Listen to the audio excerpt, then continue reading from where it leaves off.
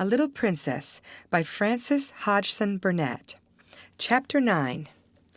Melchisedec. The third person in the trio was Lottie.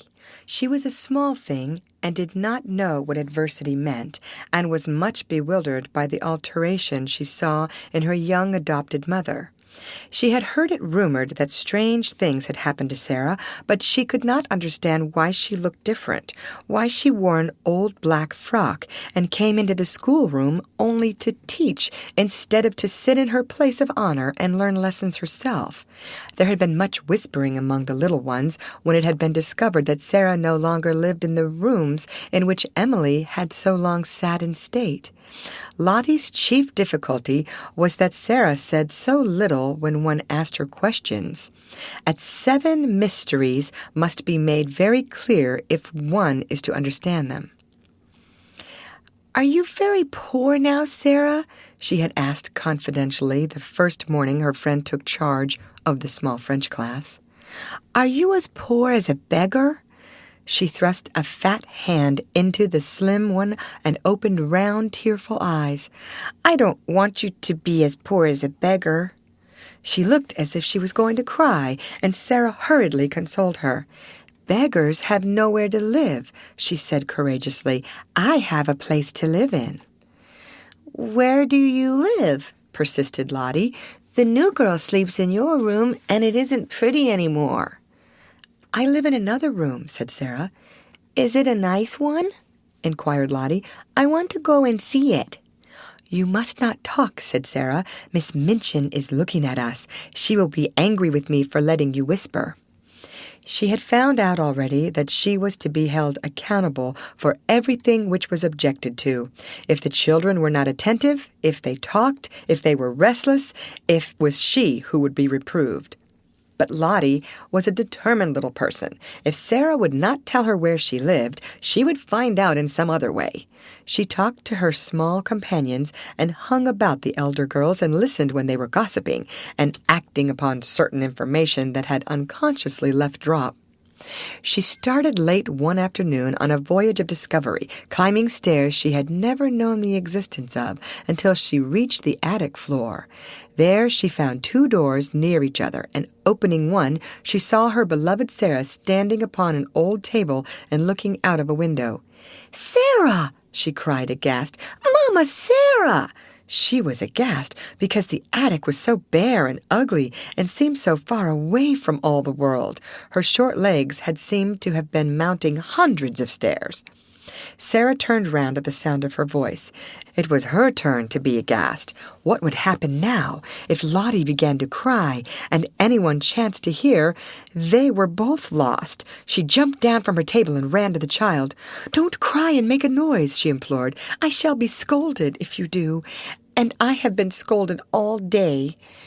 It's not such a bad room, Lottie." "Isn't it?" gasped Lottie, and as she looked round it, she bit her lip. She was a spoiled child yet, but she was fond enough of her adopted parent to make an effort to control herself for her sake. Then, somehow, it was quite possible that any place in which Sara lived might turn out to be nice. "Why isn't it, Sara?" she almost whispered. Sara hugged her close and tried to laugh. There was a sort of comfort in the warmth of the plump, childish body. She had had a hard day and had been staring out of the windows with hot eyes. "You can see all sorts of things you can't see downstairs," she said. "What sort of things?" demanded Lottie, with that curiosity Sara could only awaken even in bigger girls. "Chimneys quite close to us, with smoke curling up in wreaths, and clouds, and going up into the sky, and sparrows hopping about and talking to each other, just as if they were people, and other attic windows where heads may pop out at any minute, and you can wonder who they belong to. And it all feels as high up as if it was another world." "Oh, let me see it," cried Lottie. "Lift me up." Sara lifted her up, and they stood on the old table together and leaned on the edge of the flat window in the roof and looked out. Anyone who has not done this does not know what a different world they saw. The slate spread out on either side of them and slanted down into the rain gutter pipes. The sparrows, being at home there, twittered and hopped about quite without fear. 2 of them perched on the chimney top nearest and quarreled with each other fiercely until one pecked the other and drove him away.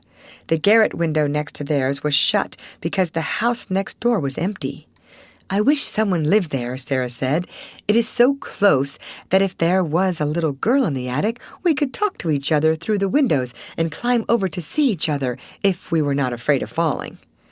The sky seemed so much nearer than when one saw it from the street that Lottie was enchanted. From the attic window, among the chimney pots, the things which were happening in the world below seemed almost unreal. One scarcely believed in the existence of Miss Minchin and Miss Amelia, and the schoolroom, and the roll of wheels in the square seemed a sound belonging to another existence. "Oh, Sara!" cried Lottie, cuddling in her guarding arm. "I like this attic. I like it. It is nicer than downstairs." "Look at that sparrow," whispered Sara. "I wish I had some crumbs to throw to him." "I have some," came in a little shriek from Lottie. "I have part of a bun in my pocket. I bought it with my penny yesterday, and I saved a bit."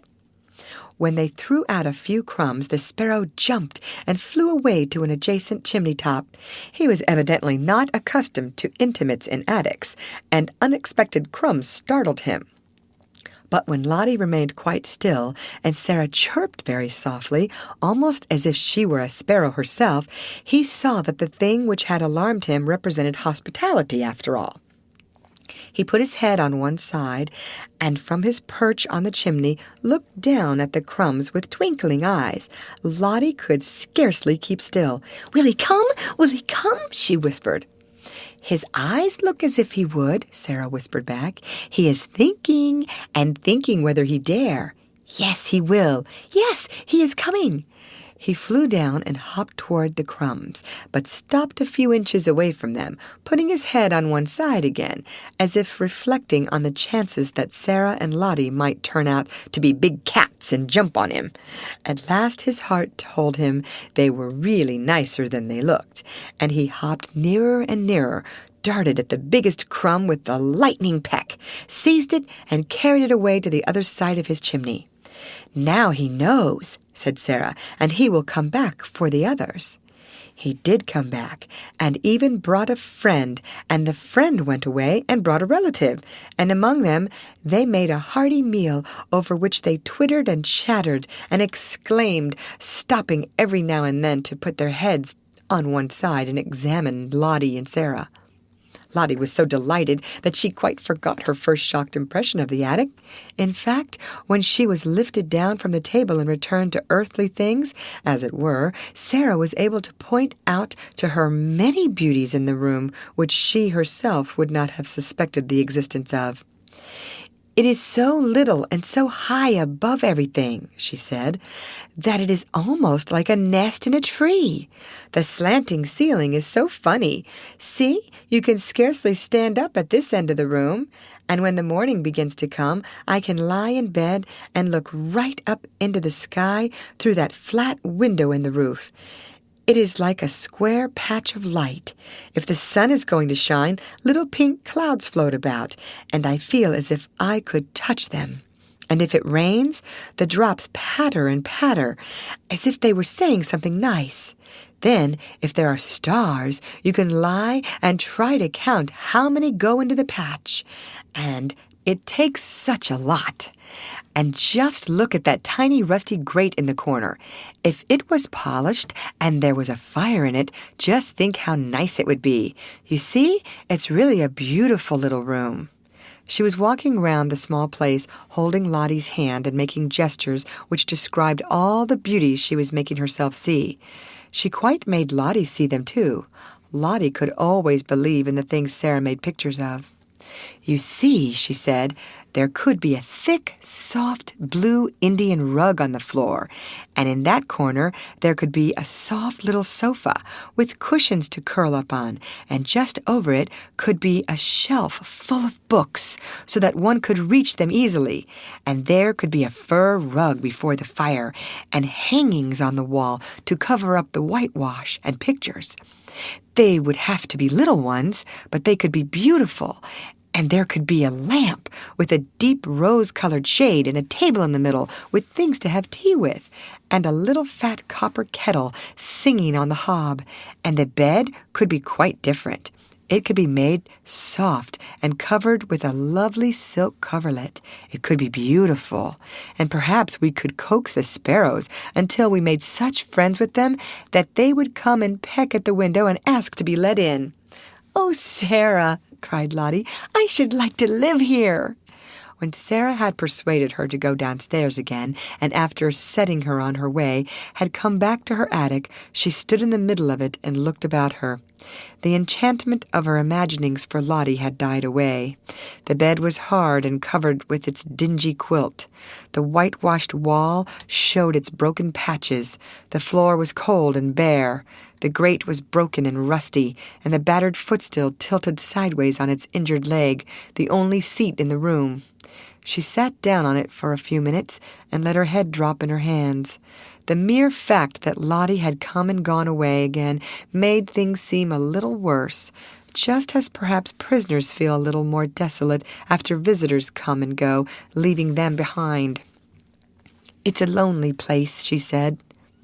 "Sometimes it's the loneliest place in the world." She was sitting in this way when her attention was attracted by a slight sound near her.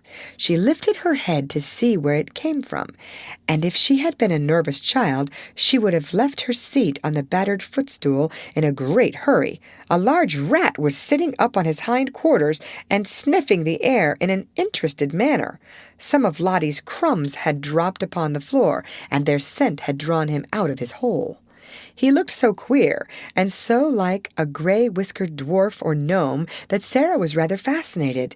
He looked at her with his bright eyes, as if he were asking a question. He was evidently so doubtful that one of the child's queer thoughts came into her mind. "I dare say it is rather hard to be a rat," she mused. "Nobody likes you. People jump and run away and scream out, 'Oh, a horrid rat!' I shouldn't like people to scream and jump and say, 'Oh, a horrid Sara!' the moment they saw me and set traps for me and pretend they were dinner. It's so different to be a sparrow. But nobody asked this rat if he wanted to be a rat when he was made. Nobody said, 'Wouldn't you rather be a sparrow?'" She had sat so quietly that the rat had begun to take courage. He was very much afraid of her, but perhaps he had a heart like the sparrow, and it told him that she was not a thing which pounced. He was very hungry. He had a wife and a large family in the wall, and they had frightfully bad luck for several days. He had left the children crying bitterly, and felt he would risk a good deal for a few crumbs, so he cautiously dropped upon his feet. "Come on," said Sara. "I'm not a trap. You can have them, poor thing. Prisoners in the Bastille used to make friends with rats. Suppose I make friends with you." How it is that animals understand things I do not know, but it is certain that they do understand. Perhaps there is a language which is not made of words, and everything in the world understands it. Perhaps there is a soul hidden in everything, and it can always speak without even making a sound to another soul. But whatsoever was the reason, the rat knew from that moment that he was safe, even though he was a rat. He knew that this young human being sitting on the red footstool would not jump up and terrify him with wild, sharp noises, or throw heavy objects at him, which, if they did not fall and crush him, would send him limping in his scurry back to his hole. He was really a very nice rat, and did not mean the least harm. When he had stood on his hind legs and sniffed the air, with his bright eyes fixed on Sara, he had hoped that she would understand this, and would not begin by hating him as an enemy. When the mysterious thing, which speaks without saying any words, told him that she would not, he went softly toward the crumbs and began to eat them. As he did it, he glanced every now and then at Sara, just as the sparrows had done, and his expression was so very apologetic that it touched her heart. She sat and watched him without making any movement. One crumb was very much larger than the others. In fact, it could scarcely be called a crumb. It was evident that he wanted that piece very much, but it lay quite near the footstool, and he was still rather timid. "I believe he wants it to carry to his family in the wall," Sara thought. "If I do not stir at all, perhaps he will come and get it." She scarcely allowed herself to breathe. She was so deeply interested. The rat shuffled a little nearer and ate a few more crumbs. Then he stopped and sniffed delicately, giving a side glance at the occupant of the footstool. Then he darted at the piece of bun with something very like the sudden boldness of the sparrow, and the instant he had possession of it, fled back to the wall, slipped down a crack in the skirting board, and was gone. "I knew he wanted it for his children," said Sara. "I do believe I could make friends with him." A week or so afterward, on one of the rare nights when Ermengarde found it safe to steal up to the attic, when she tapped on the door with the tips of her fingers, Sara did not come to her for 2 or 3 minutes. There was indeed such a silence in the room at first that Ermengarde wondered if she could have fallen asleep. Then, to her surprise, she heard her utter a little low laugh and speak coaxingly to someone. "There!" Ermengarde heard her say, "Take it and go home. Melchisedec, go home to your wife." Almost immediately Sara opened the door, and when she did so, she found Ermengarde standing with alarmed eyes upon the threshold. Who are you talking to, Sara?" she gasped out. Sara drew her in cautiously, but she looked as if something pleased and amused her. "You must promise not to be frightened, not to scream the least bit, or I can't tell you," she answered. Ermengarde felt almost inclined to scream on the spot, but managed to control herself. She looked all round the attic and saw no one. And yet Sara had certainly been speaking to someone. She thought of ghosts. "Is it something that will frighten me?" she asked timorously. "Some people are afraid of them," said Sara. "I was at first, but I am not now." "Was it a ghost?" quaked Ermengarde. "No," said Sara, laughing. "It was my rat." Ermengarde made one bound and landed in the middle of the little dingy bed. She tucked her feet under her nightgown and the red shawl. She did not scream, but she gasped with fright. "Oh, oh," she cried under her breath. "A rat! A rat!" "I was afraid you would be frightened," said Sara, "but you needn't be. I am making him tame. He actually knows me and comes out when I call him. Are you too frightened to want to see him?" The truth was that as the days had gone on, and with the aid of scraps brought up from the kitchen, her curious friendship had developed. She had gradually forgotten that the timid creature she was becoming familiar with was a mere rat. At first, Ermengarde was too much alarmed to do anything but huddle in a heap upon the bed and tuck up her feet. But the sight of Sara's composed little countenance and the story of Melchisedec's first appearance began at last to rouse her curiosity, and she leaned forward over the edge of the bed and watched Sara go and kneel down by the hole in the skirting board. He won't run out quickly and jump on the bed, will he?" she said. "No," answered Sara. "He's as polite as we are. He is just like a person. Now watch." She began to make a low whistling sound, so low and coaxing that it could only have been heard in entire stillness. She did it several times, looking entirely absorbed in it. Ermengarde thought she looked as if she were working a spell, and at last, evidently in response to it, a gray-whiskered, bright-eyed head peeped out of the hole. Sara had some crumbs in her hand. She dropped them, and Melchisedec came quietly forth and ate them. A piece of larger size than the rest he took and carried in the most businesslike manner back to his home. "You see," said Sara, "that is for his wife and children. He is very nice. He only eats the little bits. After he goes back, I can always hear his family squeaking for joy. There are 3 kinds of squeaks. One kind is the children's, and one is Mrs. Melchisedec's, and one is Melchisedec's own. Ermengarde began to laugh. "Oh, Sara," she said, "you are queer, but you are nice." "I know I am queer," admitted Sara cheerfully, "and I try to be nice." She rubbed her forehead with her little brown paw, and a puzzled, tender look came into her face. "Papa always laughed at me," she said, "but I liked it. He thought I was queer, but he liked me to make up things. I can't help making up things. If I didn't, I don't believe I could live." She paused and glanced around the attic. "I'm sure I couldn't live here," she added in a low voice. Ermengarde was interested, as she always was. "When you talk about things," she said, "they seem as if they grew real. You talk about Melchisedec as if he was a person." "He is a person," said Sara. "He gets hungry and frightened just as we do, and he is married and has children. How do we know he doesn't think things just as we do? His eyes look as if he was a person. That was why I gave him a name." She sat down on the floor in her favorite attitude, holding her knees. "Besides," she said, "he is a Bastille rat, sent to be my friend. I can always get a bit of bread the cook has thrown away, and it is quite enough to support him." "Is it the Bastille yet?" asked Ermengarde eagerly. "Do you always pretend it is the Bastille?" "Nearly always," answered Sara. "Sometimes I try to pretend it is another kind of place, but the Bastille is generally easiest, particularly when it is cold." Just at that moment, Ermengarde almost jumped off the bed. She was so startled by a sound she heard. It was like 2 distinct knocks on the wall. "What is that?" she exclaimed. Sara got up from the floor and answered quite dramatically, "It is the prisoner in the next cell." "Becky!" cried Ermengarde, enraptured. "Yes," said Sara. "Listen, the 2 knocks meant, 'Prisoner, are you there?'"